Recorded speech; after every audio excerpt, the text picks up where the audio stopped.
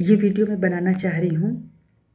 जिस तरह से किसी ने पूछा था कि हमें कोई दूसरा प्रसाद खाना चाहिए या नहीं, वो प्रसाद जो होता है वो कब खाना चाहिए, कैसे खाना चाहिए, उसी तरह से श्री माता जी ने हम सबको कुछ भी खाने से पहले उसको वाइब्रेट करना बताया है। और जब हम वाइब्रेट करते हैं उसको, तो हम सबको पता है कि किस तरह से उस पर हाथ घुमाते हैं। हम अन्नपूर्णा माँ का मंत्र लेते हैं, जिससे कोई भी ऐसी निगेटिविटी अगर उस भोजन में हो तो वह दूर हो जाती है। ठीक है। और अगर वो निगेटिविटी मान लीजिए खाना है जिसमें आप विश्वास करिएगा, जो लोग नहीं जानते हैं अभी तक वो उन्हें बता दें कि आप 1 कप अगर आपने गर्म चाय ली है और आपने उसके ऊपर अपना हाथ रखा है, आपका टेंशन है कि वो वाइब्रेट हो जाए। ठीक है।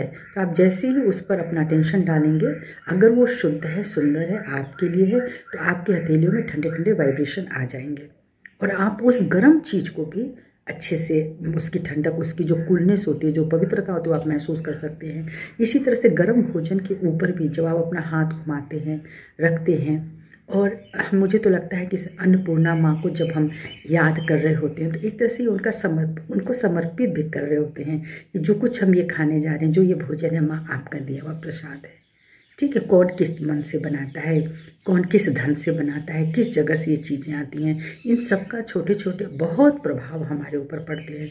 तो बिना वाइब्रेशन के नहीं खाना चाहिए, उसको वाइब्रेट करना चाहिए। पहले के लोग देखिए जब खाते थे तो छोटी छोटी टुकड़े निकाल करके धरती माँ को समर्पित करते थे, उसके ऊपर ऐसे जल छिड़कते थे, यानी उन्होंने समर्पित कर दिया।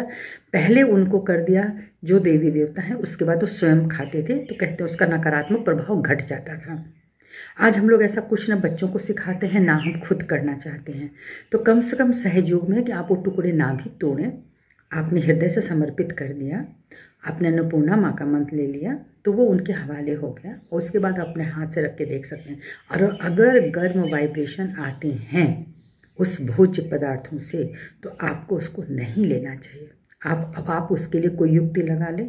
आप किसी के यहाँ गए हैं, यदि कोई चीज़ दिया जा रहा है, अगर उसमें वाइब्रेशन नहीं है तो प्लीज़ उसको ना लें। और प्रसाद में भी आप देख लीजिए, कई घरों के प्रसाद से नकारात्मक वाइब्रेशन आते हैं। पूजा करने वाला कौन है, पूजा किस मति से करी गई है, पूजा किस विधि से करी गई है, पूजन चलता रहता है, लोग बात करते रहते हैं, कोई चैतन्य नहीं होता। सहयोगी चैतन्य समझता है, सहयोगी वाइब्रेशंस की भाषा समझता है। कहीं कोई पूजन होता है तो बड़े अच्छे वाइब्रेशन आते हैं। आप ये नहीं कह सकते कि वो एक नॉन सहयोगी था और उसने ऐसा किया, या वो जगह थी जहाँ पे नॉन सहयोगी थे। कोई ज़रूरी नहीं कि जहाँ पे नॉन सहयोगी, जिन्होंने आपके साथ अगर वो नहीं जुड़े हैं तो इसका मतलब नहीं कि उनमें चैतन्य नहीं है। कई लोग बहुत चैतन्य होता है, कई जगहों पे बहुत चैतन्य होता है, उसको लेने का आनंद हमको आना चाहिए। तो मैं यही कहना चाहूँगी कि बिना वाइब्रेट किए हुए भोजन नहीं करना चाहिए। तो और किसी ने एक बार श्री माता से पूछा भी था कि माँ अगर हम होटल में बैठे हैं और इतने लोग बैठे हैं, तो अभी तो सब लोग तो वैसे ऐसे तो करेंगे नहीं ना, वो अच्छा नहीं लगेगा सबके सामने, क्योंकि आपके पास मंत्र है, आपके पास वो समझ है, आपका वो चित्त है, लेकिन आप दुनिया को कैसे बताएंगे। तो श्री माता जी ने हंस के कहा, वो आप टेबल के नीचे हाथ लगा लीजिए, आप वो वैसे उसको वाइब्रेट कर दीजिए। सो जो भी कुछ हम ग्रहण करते हैं उसको, चाहे हम पानी क्यों ना हो, चाय क्यों ना हो, कोई शरबत क्यों ना हो, भोजन क्यों ना हो, उस पर अपना हाथ जरूर रखें। और बहुत युक्तिपूर्वक आप रख सकते हैं, आपको किसी को बहुत दिखाने की ज़रूरत नहीं है। तो इस तरह से करके हम अपने भोजन को चैतन्यित करके ही खाएं।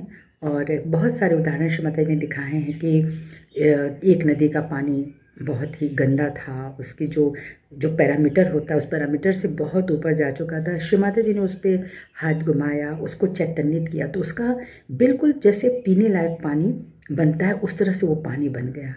तो इतने चमत्कार हैं, इतनी चीज़ें हैं जो साइंटिफिकली सिद्ध हैं। तो हम सबको इस पर ध्यान देना चाहिए। तो ये भी किसी ने प्रश्न पूछा था, तो इसका यही जवाब मेरे पास है। सबको प्रणाम, जय श्री माता।